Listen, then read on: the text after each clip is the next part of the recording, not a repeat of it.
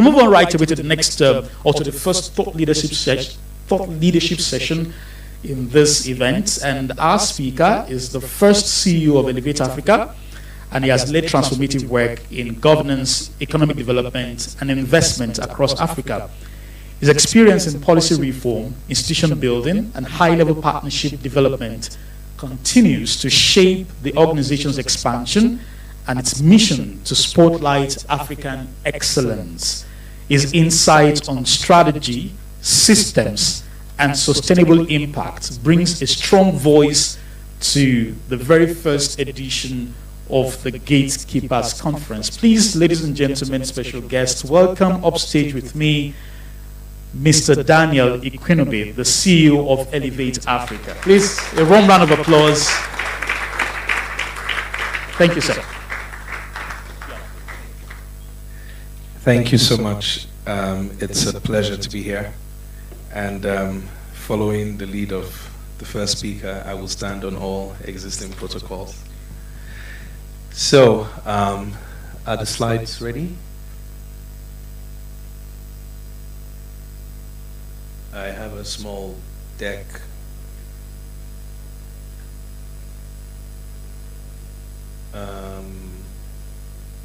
Okay, good. So I've been asked to speak on changing the Nigerian narrative. Please, next slide. So the question is, where do we begin? It's not just about stories. It's about our lived experience, because people can say all kinds of things, but then you walk out every day, and then what do you get to experience on a daily basis? Next slide, please. The next slide basically captures just a snapshot of some of the things that we typically experience, or what the dominant narratives that we have about Nigeria.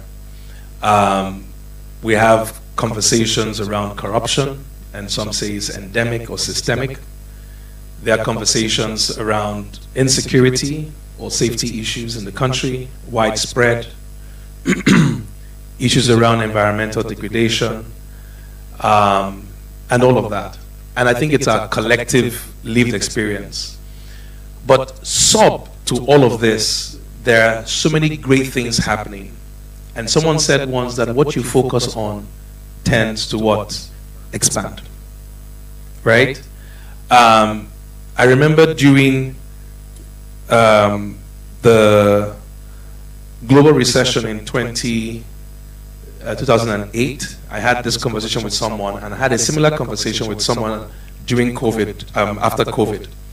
And I was saying to the person that I hear that certain industries have been impacted by these challenges. And the lady quickly turned to me and said, "That's not my experience."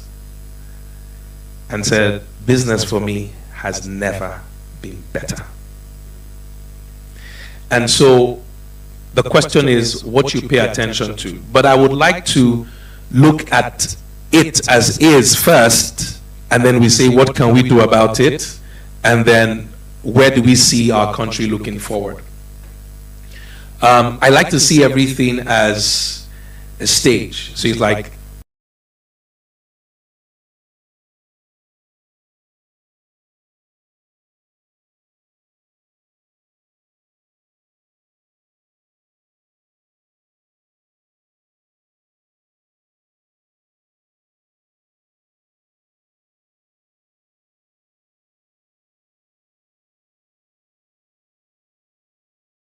that signaling engine, they lose the plot completely for the entire country. And so it's about signaling. What signals do you send to your people? What signals do you send to your stakeholders? Because you are either selling confidence, or you are selling fear or uncertainty or lack of clarity. And so being intentional, and I'll speak to that as we go on, being intentional about that is the role of government. And I will just say that very quickly, and I'll speak to it again later on. In order to lead large-scale transformation in any context, you need three things. The first thing you need, you can change the slide now. The first thing you need is what I call leadership posture. Leadership posture, for example, from the point of view of the president, is whatever he says, wherever he goes, whatever he does. So whenever he goes somewhere, if he sees someone or he says something, it sends a signal. And you need to ensure that that signal is coherent, consistent, and clear. Right? Every time there was an announcement of a new minister or a new cabinet or something, if you notice, there was either increased confidence or reduced confidence. And that means that with the selection of people, announcement of someone, a signal is being sent. The second thing I will speak to that towards the end of the presentation is there must be a strong coordinating mechanism so that whatever is said in policy can be carried through. And lastly, there must be clear, coherent, consistent communication. Now, why do I put this here? In 2019, I was fortunate to serve the president, and I worked with an NSA on the national security document to advise the president. And this was the opening slide. And this slide speaks to a number of things that combines productivity and security, or call it security. So this slide was developed originally by Paul Collier from Oxford. It divides a nation into 4 quadrants. The first are those you call the weak and unproductive. The weak and unproductive are typical, those who you tend to send welfare to. They can't cater for themselves, they're the most vulnerable, they can't protect themselves. So what do? You focus all of your welfare programs towards them, because if you don't do so, they will die out. Right? And I would just put a caveat there. So how you then target your welfare programs have to be strategic, or else it creates more problem. And I'll show you what that is, because all of this is the things playing out now in our country. All right? The next is the weak and productive. This is your regular citizens. They are productive, they increase the GDP of a country and productiveness of the country, but they can't necessarily protect themselves. Right? The country relies on them for food and sustenance. Right? The other group is the strong and unproductive. These are those who can use what they call rational violence in order to sustain themselves. So you have armed robbers, you have bandits, you have those who tend to use their might to oppress others, particularly the weak and productive, in order to sustain their own enterprise. Those who may appear temporarily to be comfortable are those that may be seen as strong and productive. They can protect themselves, and they are, by definition, supposed to be productive as well. And these are the political class, the military. And initially, there will be a hierarchical arrangement. No, we are all good. It's the masses that suffer, but we are okay. But now, what you then miss is that those who are strong and unproductive, because this is their only enterprise, what they tend to do is to continue to invest in the capacity to inflict harm. Right? So they're now able to achieve what you call economies of scale of violence. Ultimately, the productive and strong become victims, and even they are no longer safe. All the targeting of our welfare programs for many decades have been focused on one part of the country, the north. But it was focused more on welfare without increasing the capacity to produce. And so what you then do with that targeted welfare system that is skewed and non-strategic is that you are moving the quadrant of weak and unproductive to what? Strong and unproductive. So you then find that the number of people who are in that space compared to everyone else becomes limited. Right? So again, speaking to strategic transformation on how we do our welfare programs, how we protect our people, just understanding how all of these things play out. But one last thing I will say, though, is looking at the entire construct of our security architecture or situation, is that while some may believe that it is targeted at Christians, which some part of it is true, it's a bit more complicated than that. There's a combination of, the current conversation have shown how vulnerable we've been as a country, and we're putting more spotlight on that, right? But let me not say any more, lest we scare you. But let's move to the next slide, please. Next slide, please. All right. So why is all of this important? Human behavior is as a flowing stream. There are no great nations anywhere. There are great people.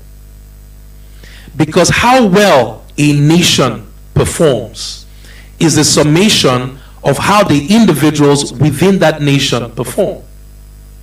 Right? So at the heart of the transformation of Nigeria, or the future of Nigeria, is the individual. Now, I'll tell you how powerful the individual is. There is a story that was told once about the Good Shepherd. The Good Shepherd leaves his 99 and focuses on the one. But you see, the bad shepherd feels, look, I have 99. The one can die. If you do not value the one, you will not value the many. Every life counts. Whether it is Christian, it is Muslim, it is pagan, every life what? Counts. It's important that it is well captured, that the welfare, the safety, the security, the productivity of every citizen is captured. And so this has to be the landscape or the lens through which everyone sees. Our problem in Nigeria is not leadership, it's citizenship. And I'll explain. I started consulting for government many years back. And when I was engaging with junior level government officials, I used to hear them say things like, you know, the government needs to do this, the government needs to do that. Then I began to engage with mid-level government officials. They also were saying the government should do this, the government should do that. And then one day I found myself working in State House. And you will find people I dare not call their names in meetings, sitting down in high seats, saying, if only the government.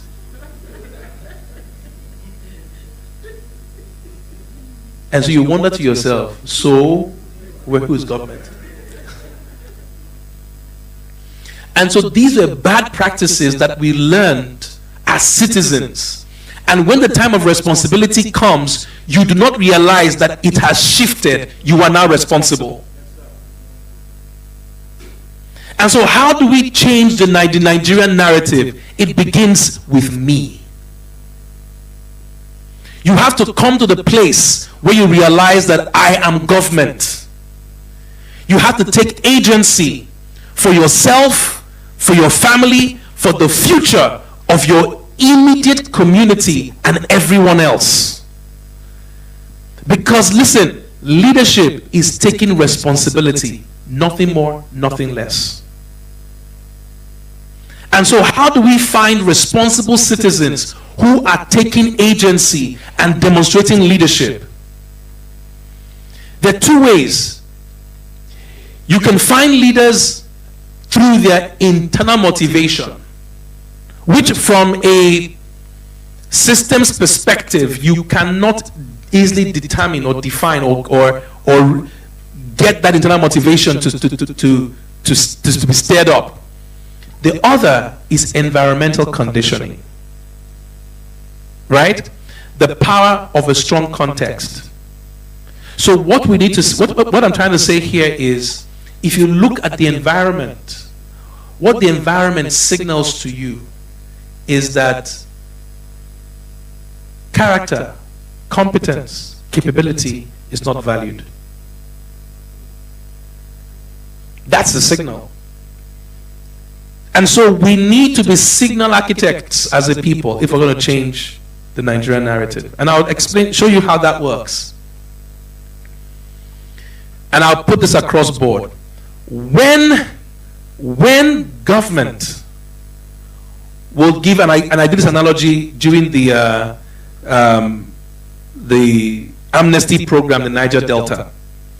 When government decided to give, at that time, 120 or so thousand naira to militants on a monthly basis, and gave them scholarships to go to international universities and all kinds of perks at that time, and NYSC graduates were being paid 19,000 naira a month.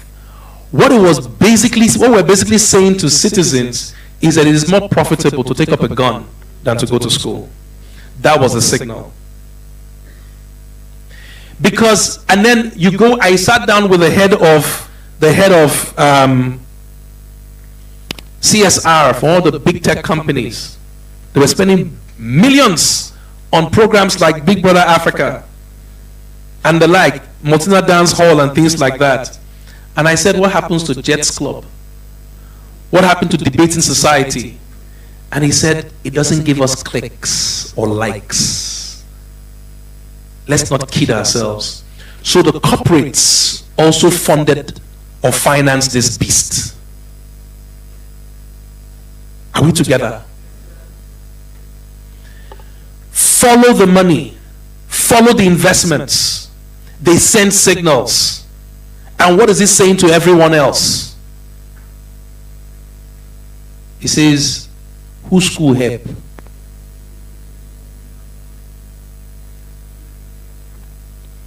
You cannot build a nation without strong foundations and solid capability. I did an analysis once when I was head of economic team for my subnational. I sometimes struggle to say which subnational it is because I did not believe that a major system created can be eroded in a very short time. So but anyways, this analysis was that it takes 26 years for you to train a consultant medical doctor from primary school to specialization. 26 years. If you consider a 50% exam point drop-off rate, if you're going to train that 4,000 doctors in 26 years, you will have to enroll today 8.9 million students in primary school. That level of thinking doesn't exist in Nigeria. And so we'll have to shift from short-term to long-term thinking and begin to plan and make those adjustments now if the narrative will change. So why do I say that human behavior is like a flowing stream? What happens is, what drives performance is internal motivation or environmental conditioning. That the environment speaks to people and make choices, because the human person is a complex self-organizing system that responds to external stimulus. Every time he sees a policy or an announcement or a law passed, it sends a signal, right? Every time he sees a slogan on TV or whatever, he's making adjustments. Every time he encounters technology, training, skill, tools, all of that, he makes a shift. Every time he sees infrastructure, for example, you see a guy at the traffic light, he stops. Ask yourself, why did he stop? There's possibly road safety by the side. He sees consequence. But he's responding to what? Signals. So from a diagnostic perspective, we can understand why Nigerians do what they do. From a design perspective, we can redesign our environment to get the right outcomes. Unfortunately, we don't have many social architects in our country. Next slide, please. I'm going to race through it now. I was using this to just show how it responds to our environment, but let's go on. I've already talked about this. Let's go on. I've spoken to this.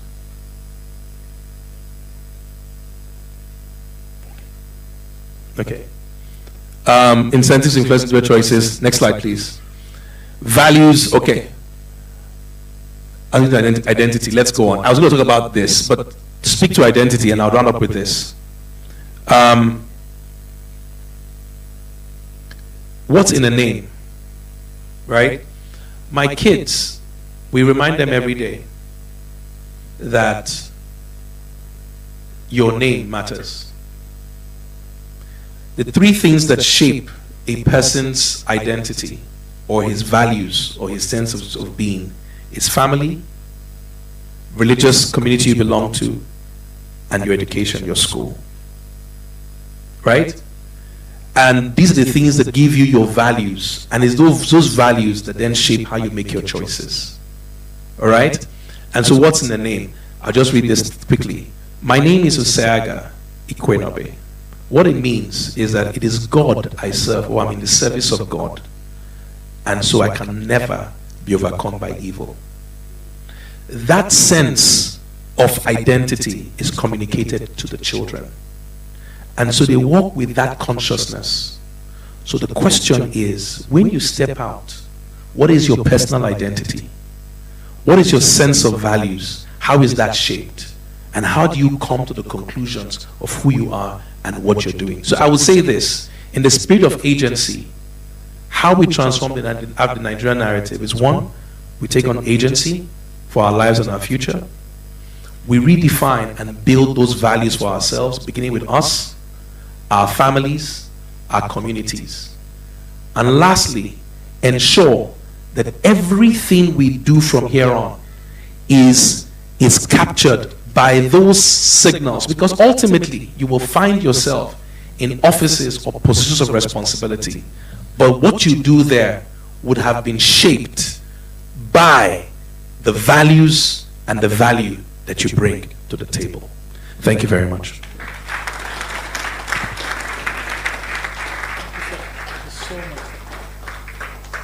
Please, can we keep that round of applause still warm, and let's let it come again and again and again and again.